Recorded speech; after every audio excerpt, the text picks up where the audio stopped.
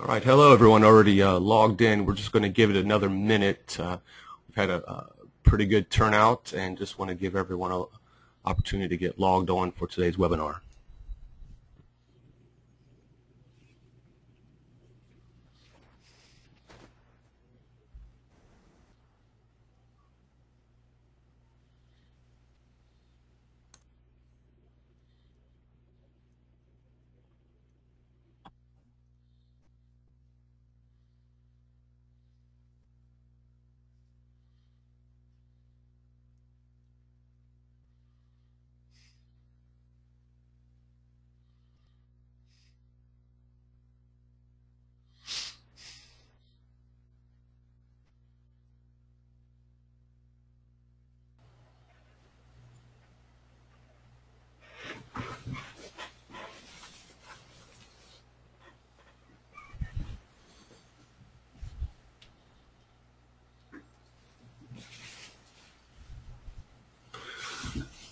All right, looks like people are still logging in, but just being cognizant of everyone's time, we'll go ahead and start.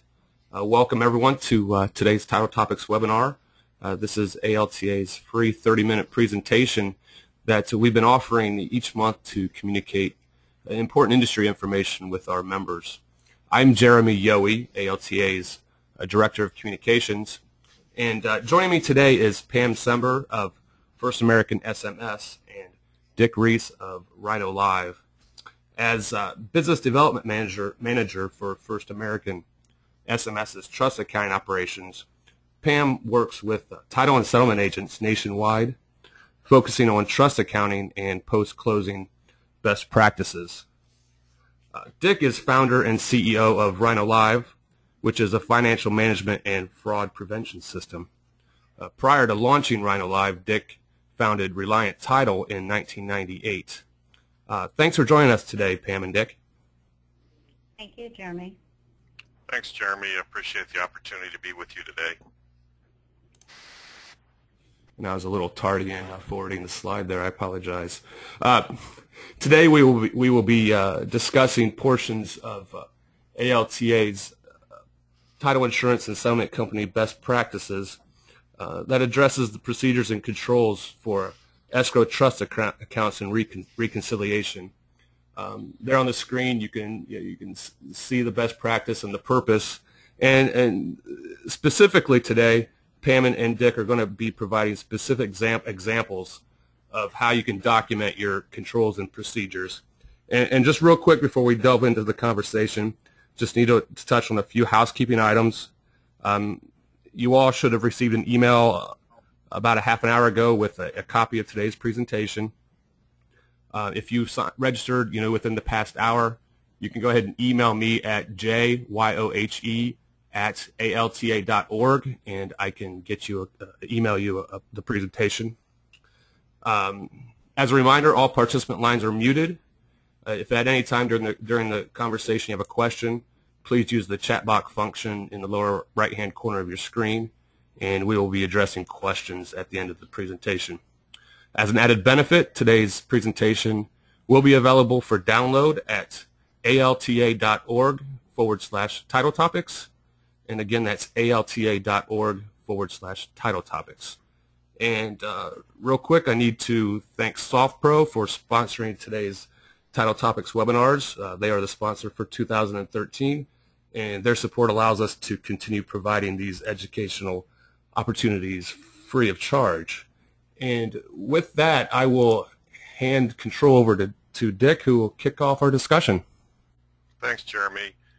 The question is, what's normal? I mean, if you were to go back 5 or 6 years ago, you would say that was normal.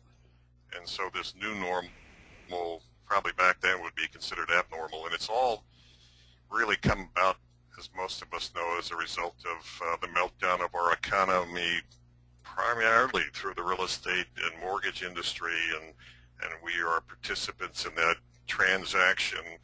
And Dodd-Frank set in place the Consumer Financial Protection Bureau, was taking a look at closely as to the whole transactional process, and in part of that requirement was that they they placed a responsibility for third-party vendors with the lenders, the loan originators, and they put some very, very tight controls in place that are causing us to rethink the way we do business. And one of the other things that Dodd-Frank calls for is transparency of the financial transactions, being able to see what's going on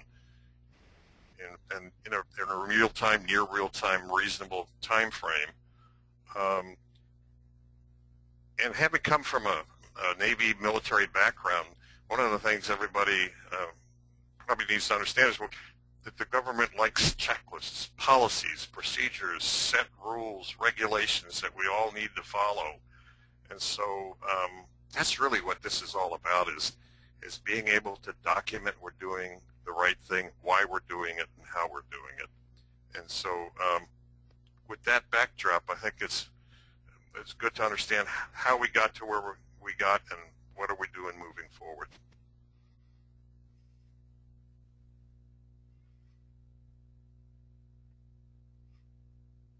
You going to click there, Jeremy? There we go. So it's all about checklists and making sure that you've got your checklists and that you're following the internal procedures and you're doing internally what's called for, and then if you have to make any adjustments so that everything is handled in the proper and correct manner. And I'm going to be happy to take you guys through creating your checklist for your controls and your procedures. Thanks, Dick, for that. That was wonderful. I'm very happy to be here. So nice to see such a great turnout for this webinar. This turnout shows that the people who make up this industry really want to show regulators, lenders, and consumers that we've been doing a good job of protecting consumer funds all of these years. You've been practicing great controls and procedures when handling consumer funds. This has been your normal, but you may not have had to document them until now. So we can look at this as a great exercise in self-auditing, documenting what you currently do and proving you're doing the right thing. So during this process of creating your written procedures and controls, you may find areas that you'd like to change. So you can use this exercise to implement those changes. What a perfect time to do this. And the documenting everything process also creates a culture in our offices that supports acknowledging and following your written controls and procedures. So this webinar is designed to help you get started. Sometimes that's the hardest part, just getting started with this and moving through it. So let's see what we can do to help you achieve this goal to prove you've been doing the right thing all of these years. The first thing that we suggest is that you create an electronic file labeled controls and procedures. Well, it could be labeled procedures and controls, or it could be labeled our favorite controls and procedures for our escrow trust accounts, whatever you want it to be labeled. We're using controls and procedures for the benefit of this webinar. And then you need to create a checklist for your controls with the date created and the frequency that you would like to audit these controls internally. So make sure you image all the documents into your controls and procedures file and have those dates set up. Jeremy, could you go to the next slide, please? Thank you. On the same note, you need to create your procedures document. And it would be great to create a signature line for employees to acknowledge that they've read, understand, and agree to these written procedures. Be sure to provide the name of the employee who completes each procedure on your document. You will quickly fill out your checklist as you align your controls and procedures with the ALTA best practices. You can take a look at those best practices and just start your checklist using those. So let's take a look at the controls outlined by the ALTA best practice, pillar number 2. So these controls and procedures are based around the handling of consumer funds. It makes sense to start with the banking information. So document all your bank account information, your trust accounts, your operating account, any interest-bearing accounts, including the IOLTA or IOTA accounts. Some agents have separate recording accounts and premium accounts. These should all be included on your control document. And remember to include any account that you use for consumer funds. And to prove that your trust or escrow accounts are set up as such, image the bank statement, a deposit ticket, and a check copy for each of the accounts that's in your controls and procedures file. The printed words trust account or escrow account should appear on each of these documents. If they don't, contact your bank to add this and to actually verify that your accounts are set up as escrow or trust accounts.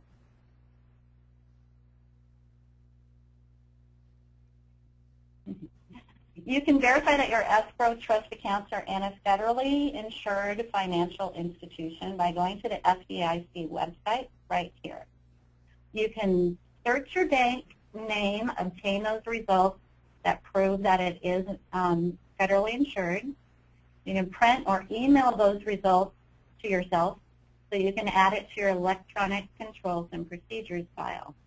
You really want to make sure that your bank is on this list so that you're using the pass-through deposit insurance coverage from the FDIC for all consumer funds. If you're using a credit union for your escrow or trust account, the link's provided here too. You can search the NCUA, make sure that the funds are insured. And again, provide this information electronically to your controls and procedures file. So contact your bank, find out about the services they offer. Talk to them about the way that you do business and who has access to what financial information and who makes decisions regarding transactions. Of course, your bank will need that information on file. Another point of this best practice, pillar number 2, is to utilize positive pay and to set up blocks for ACH and international wires. These safeguards provide another layer of protection for your consumer funds. And while you're setting up your positive pay, you may as well set up electronic daily banking. This will assist you in completing your daily reconciliation and provide daily visibility into your accounts. Document your conversations, image your correspondence and authorizations all into your controls and procedures file. Now you have all of your banking information in one place. You can update this information if there are ever any changes, like opening a new account, closing one, changes in authorized personnel, anything that may be a change for you to edit that information.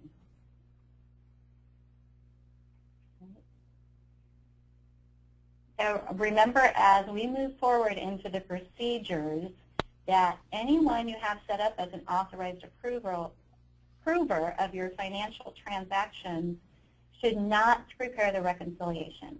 This provides the segregation of duties that are required. Background checks should be conducted and results imaged into the employee file. So that's it for your controls listed on pillar number 2 of the best practices. So let's transition to your procedures document, and Dick will take you through documenting your procedures.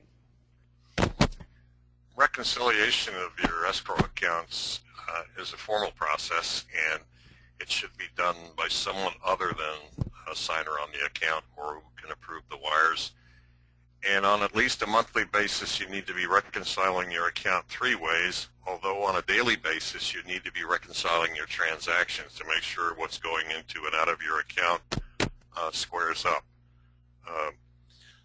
One of the other things, as in a sidebar to that, is making sure that your user rights in your settlement software match to what you've set up with the bank in terms of approving wires, signing checks, establishing a new file or voiding a check, so that there's a close correlation between the two of them.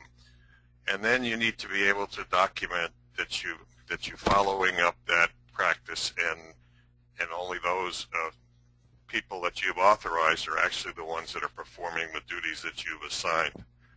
just go to the next one, Jeremy. Again, this reconciliation needs to be in electronic format and available to your underwriter. Any exceptions on there need to be explained.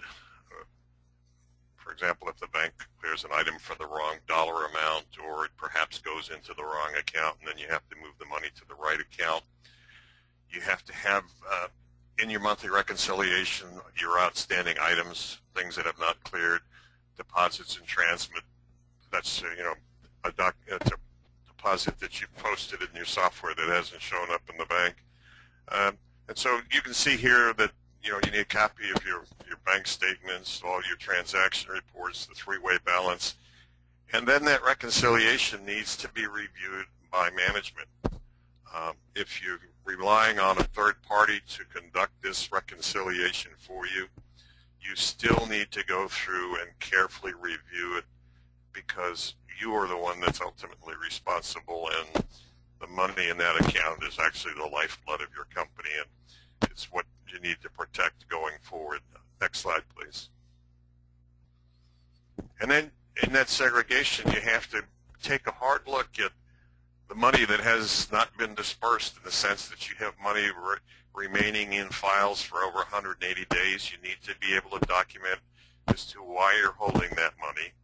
Similarly, if you have checks that you have issued that have not been cashed, you have to have formal procedures in place to follow up to try and get those uncashed checks negotiated.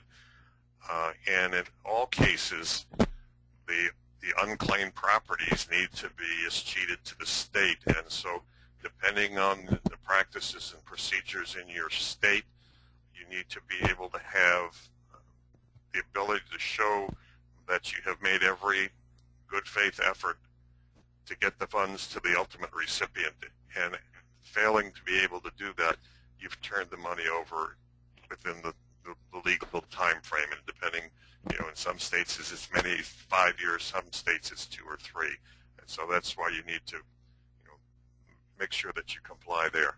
Next slide. And Dick, that the longer that people wait to try to contact the payee or the owner of the funds, the more likely they will not be able to find them. And then all of that money remains in their trust account for the 3 to 5 years of retention period that the states require. And, that means that this money that's sitting in the account could be a great temptation for fraud. So making sure that you're looking at those and you have a procedure in place for those really helps to deter fraud, because you are actually keeping track of what you're doing with those outstanding funds.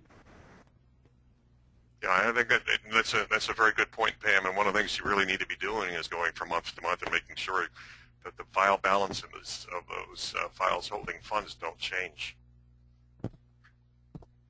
That's all in reviewing that three-way reconciliation too, right? Yes, yes. The training, as you know, coming from a military background, you fight the way you train the way you fight. So you ought to be training the way you run your business and in best practices. And so you need a formalized training program. You need to be able to show that you have your staff trained and aware of all of the processes and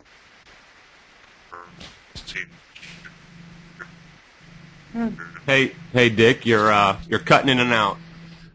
Sorry, to secure funds. Hey, Dick. I'm going to go ahead and mute him for a second here. Pam? Yeah, I'll go ahead.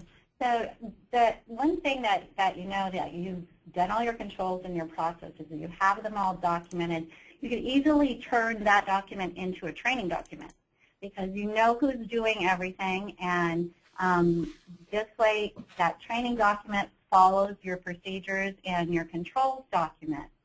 So this training that you're providing for your employees, it should be updated whenever a process changes. So when you change your controls and procedures, update your training document. And some of these changes could be due to new software that you acquire, remember that that will definitely change your procedures and your training and possibly your controls. If you have third-party involvement, you hire an outside service to conduct any of these processes, that will change on your training and your processes and your controls. Could be promotions or turnovers. Somebody's no longer doing a particular process, make sure you make those changes, and it goes all the way to your training document. Also make sure all the training is documented, and schedule those regular training sessions. Put that on your documentation and have all of that, imaged in your electronic file. So remember, when preparing your procedures or your controls or your training, always include the who does what, when, where, and how. And you really won't be lost at that point. So now you've completed all your written controls and procedures, you've saved them in your electronic file, and can produce them or edit them whenever the need arises. You've also created a culture of compliance in your office with buy-in from your staff. And remember that you may access the ALTA best practices on the ALTA website to construct and document your controls and procedures file. So you're well armed and you're ready to go.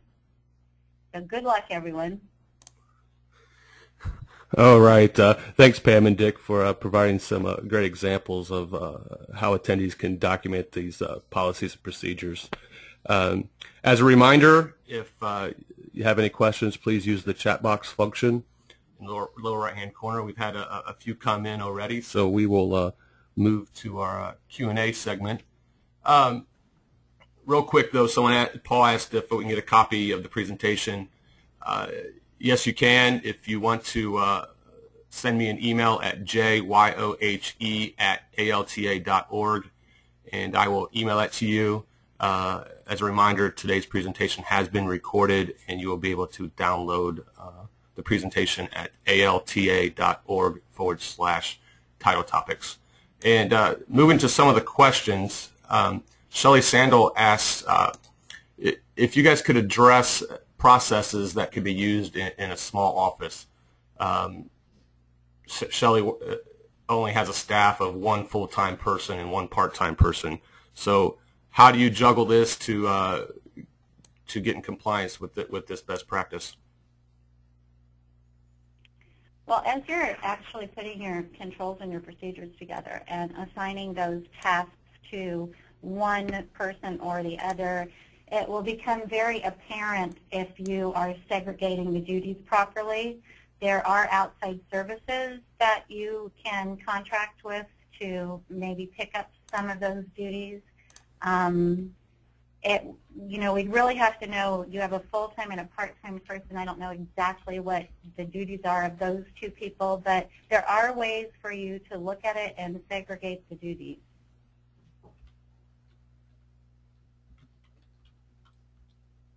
Dick, anything to add, or that? No, that's right on the mark. It really almost mandates that you have a third-party service provider to pick up some of the duties and responsibilities around the oversight and management. But again, it's ultimately her responsibility at the end of the day. All right. Question from Jodi Bauer, and she says she's finding working with smaller title agents in some smaller or maybe remote geographical areas that not all banks have positive pay.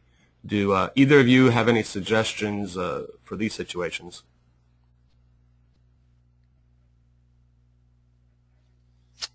There are other systems that she can employ that give that capability, and that they, at a minimum, she can do a reverse positive pay where every day she gets a file from the bank of the checks that have been presented for payment, and then physically compares the checks that have been issued in her software to what has cleared the bank, and then that's one way to do it. That's called reverse positive pay, and certainly there are systems where you can get the bank to send you those files, or you can get them yourself online.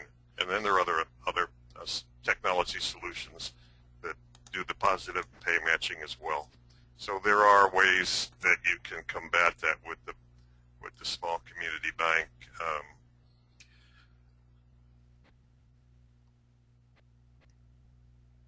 All right. Also request the banks perhaps actually start offering positive pay and let them know that that's something you're looking for to protect consumer funds. Okay, good advice, Pam and Dick. Question from Joanna Petrullo. She says she's a signer, or she says if I am a signer, and it's my job to reconcile all accounts, but I have one of the officers review and initial all parts of the reconciliation. Will that work for them to be compliant?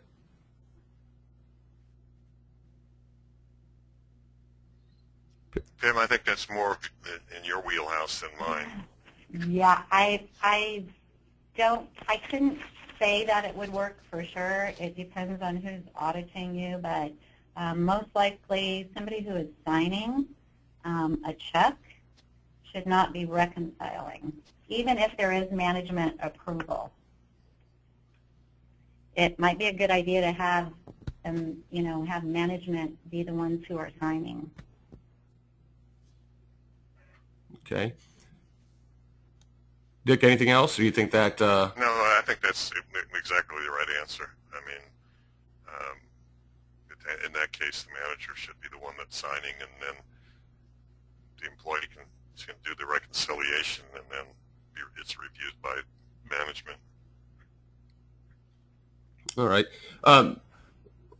Ryan Marsky has a not a question per se, but more of a comment. And he wanted us to remind folks that positive pay doesn't help with fraud perpetrated within the title company. Any comments on that? That's correct. Segregation of duties really does help with fraud in the company. Having somebody who's looking at the reconciliation and a different party who is doing the signing. Yeah. One of the simple procedures, I think, there is one of the things in our title company that we do is anytime you have a new check that has to be signed, it has to be accompanied by another ledger card, and that the check that's being signed has to be reflected on that ledger card, and the person signing the check also has to sign off on the ledger card, so that it makes it more difficult for someone to just simply print a check. And it's just another control, because that check had to come from some file somewhere that contained money. Okay. Well, speaking of checks, Vernon Navick asked if a voided checklist along with a check register should be kept with the electronic reconciliation.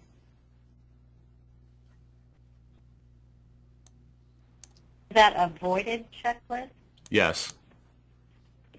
Yes, you should definitely know your check numbers, and they should always be sequential, and you should also know if you have any missing check numbers. That is absolutely part of the reconciliation. Yes.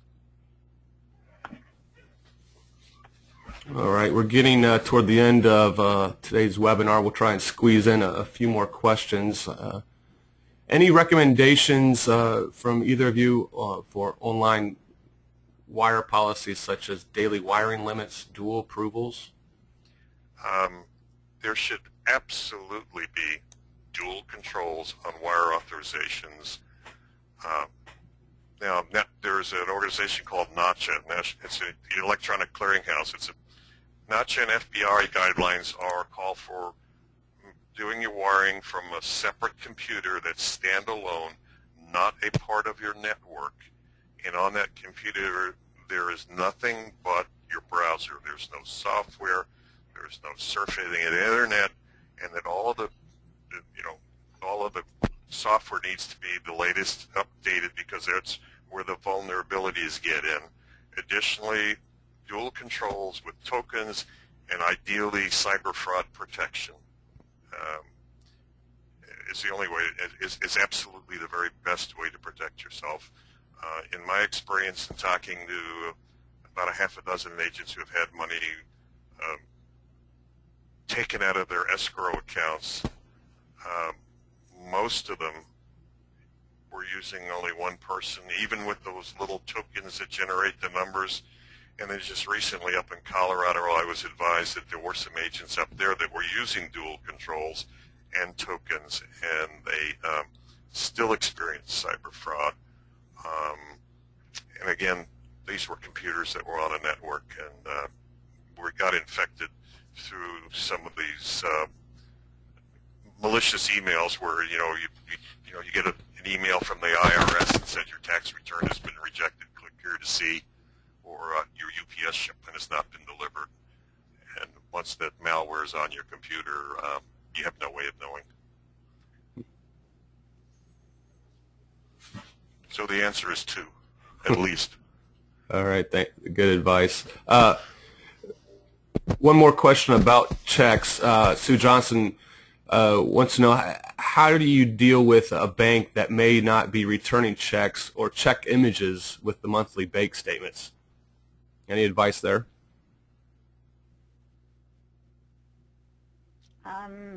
Does she have online banking where she can access the images?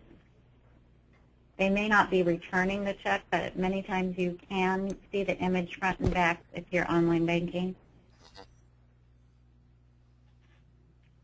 Okay, that kind of leads to the next, a similar question from Sherry Thompson, who says they've stayed away from online banking services at their small office in order to prevent easy access of fraudulent activity. But her question is, should they be using online banking services? You have to be aware of the capabilities and limitations. I think in terms of monitoring what's going on in your bank account, you absolutely have to have an online access and to see what has been posted as being deposited and what's available for disbursement and what's cleared. If you're uncomfortable, you can always resort to go into the bank to initiate a wire kind of a standpoint. But from an online banking standpoint, you really do need to see what's going through your account, because you're responsible if within 24 hours of something clearing your account as a business owner.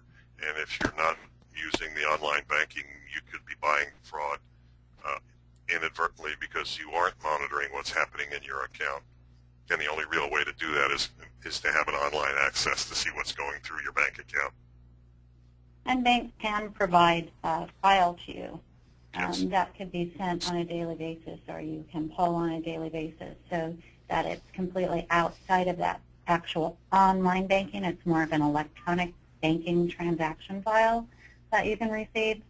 I know with us, we pull thousands of accounts a day, and it's not the kind of access where you can go in and do any, make any transactions. It's only pulling information. Okay. Real quick, Dick, could you repeat the reference that you made just a little bit ago about the cyber fraud guidelines? NACHA, N-A-C-H-A, and FBI guidelines, and I will forward them up there to you, Jeremy, in case anybody would like to see them. There was, I've published an article on it several years ago, and I will get it to you. All right, great. And also, if your question wasn't answered or addressed, there's contact information on your screen there for Pam and Dick, so feel free to reach out to either of them. Also, you can send me an email at jyohe@alta.org. For more information about ALTA's best practices, we've created a page dedicated on our website. It's alta.org/best practices. And again, as a reminder, today's webinar has been recorded, and you can see the address on where you can download the file. As a heads up for an upcoming webinar, we'll be addressing pillar number 3 of the best practices, which deals with protection of non-public personal information. and that will be at 2 p.m. Eastern, Thursday, March 7th. That will bring us to the conclusion of today's presentation. Pam and Dick, thanks again for giving attendees some concrete examples on how to document their controls and procedures for escrow trust accounts. Thank you, Jeremy. Dick, thank you. Thank you very much. Appreciate it. All right. I hope everyone found today's webinar useful for their operations. Thank you, everyone.